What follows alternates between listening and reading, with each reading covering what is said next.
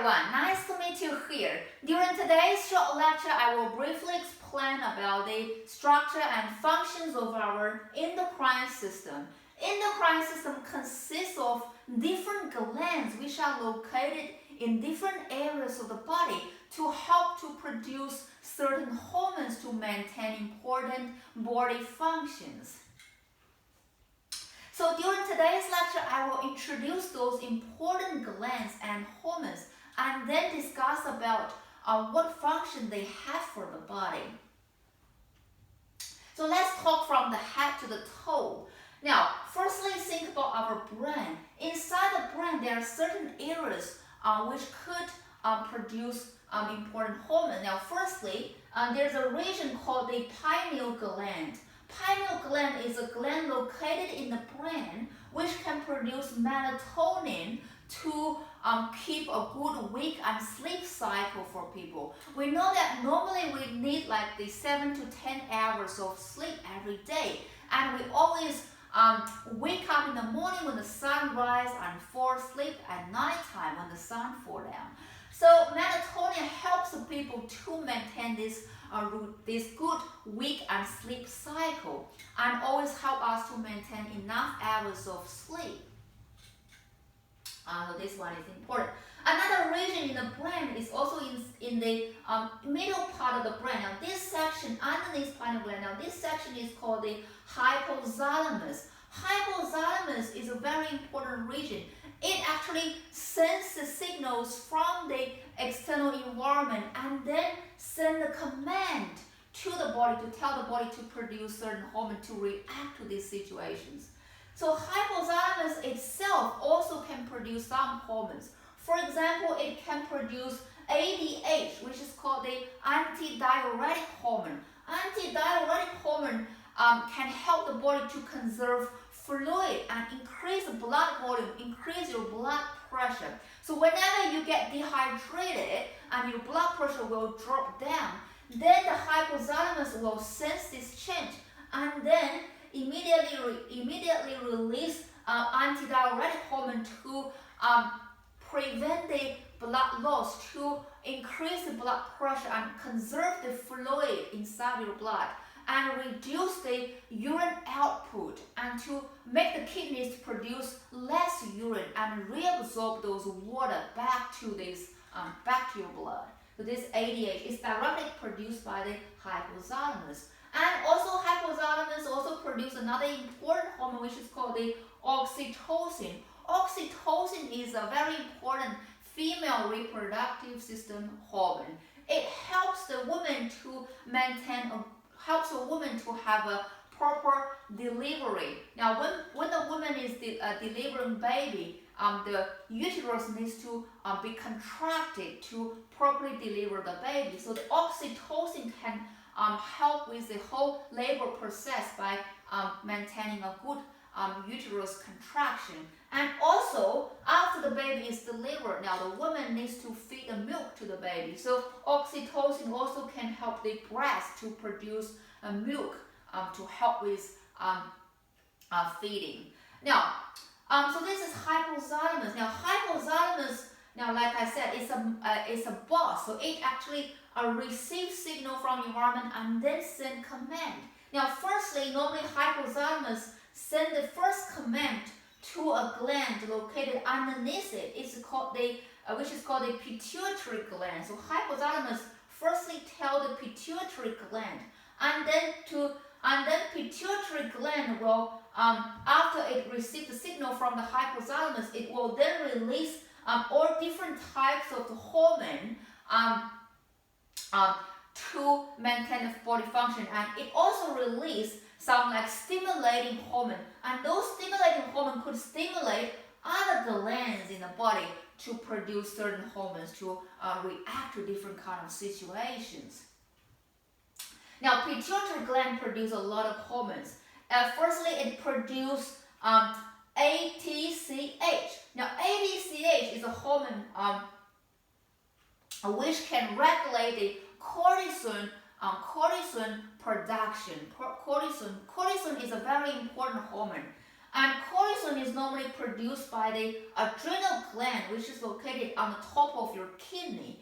And cortisol maintains good body metabolism. Cortisol helps to metabolize like glucose and your electrolytes in the blood, maintain good level of blood pressure, maintains good processing of the nutrition, maintains good metabolism, also controls inflammation in the body. So cortisol really plays significant role. So ACTH is produced by pituitary gland, and then it can regulate the amount of cortisol which is produced by the adrenal gland. So it can tell the adrenal gland to produce the cortisol and always maintain a good balance of the cortisol in the blood.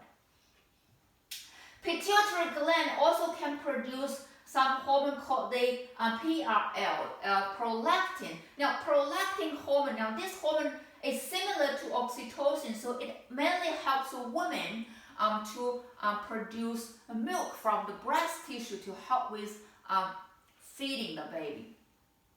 So prolactin. Also, pituitary gland can produce hormone called the TSH. Now, TSH full name is thyroxine stimulating hormone, thyroid stimulating hormone. So thyroxine stimulating hormone now can stimulate the thyroid to produce thyroid hormone. Now thyroid hormone also maintains our metabolism rate. Thyroid hormone plays so significant role. It helps the processing of the nutrition in the body. It helps to maintain a good body temperature, maintain normal digestion, maintain heart function and muscle function, bone health, and maintain a good brain development as well. So thyroid hormone helps to regulate the metabolism. So firstly, pituitary gland produce the thyroxine stimulating hormone, and then this will further stimulate thyroid to produce thyroid hormone. Now, thyroid hormone can be divided into T3 and T4, and they both regulate the metabolism. Pituitary gland can also produce other hormone, like one important hormone is called the growth hormone. Growth hormone helps the children to grow taller, help the bone to grow longer and become taller. Children need growth hormone to grow taller, and until a child reaches 18 years of age, normally the growth will stop, so the body won't grow taller anymore. And this is regulated by the growth hormone, which is produced by pituitary gland. Pituitary gland can also produce like the LS and FSH. Now these are two hormones which can maintain also the reproductive system for both male and female. So this is the function of the pituitary gland. Now, so we know that pituitary gland actually produces mainly produces stimulating hormones which can stimulate other glands. So let's have a look about the other glands. Firstly, we talk about the thyroid hormone. So it's a thyroid gland. Now, thyroid gland is located in the middle section of your neck, which can produce thyroid hormone to maintain the metabolism. On the side of the thyroid gland, we have the parathyroid gland, which can produce parathyroid hormone. And parathyroid hormone can increase the calcium level in your blood and decrease the calcium level in your bone. Also, thyroid gland can produce some hormone called the calcitonin. Now, calcitonin counteracts with the parathyroid hormone. So calcitonin reduces the calcium amount in the blood and increases the calcium amount in your bone. So calcitonin and parathyroid hormone, they both help to regulate the calcium balance now between your bone and your bloodstream. Now we know that the calcium can make the bone strong, can help to enhance the strength of the bone, the calcium, and calcium level needs to be always kept in a balanced amount between bone and blood.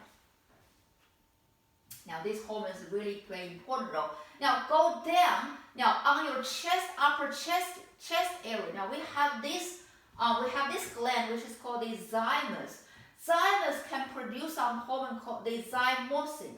Thymosin now plays important role in enhancing your immunity. Thymosin now can help the two immunity cells to function properly. Now can help the T cells to be produced and also helps the B cell development. Now we know that the immunity cells include both B cell and T cell, and B cell and T cells can attack the pathogens, including the virus or bacteria, can attack the virus and bacteria to help your body to against the infection. Now, thymosin, this hormone can help to produce more T cells and develop more B cells to help the immunity cells to fight against infection and to kill the pathogens, kill those viruses and bacteria. So this is very important.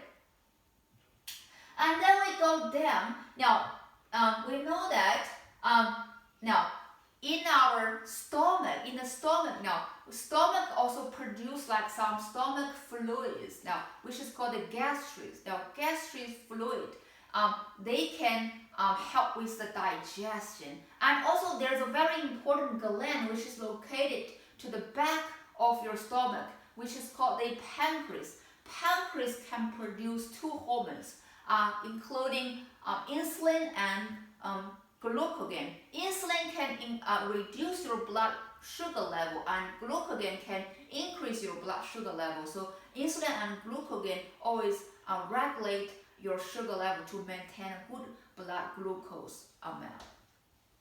And then we go down to our kidney. Our kidneys are located to the lower part of your back.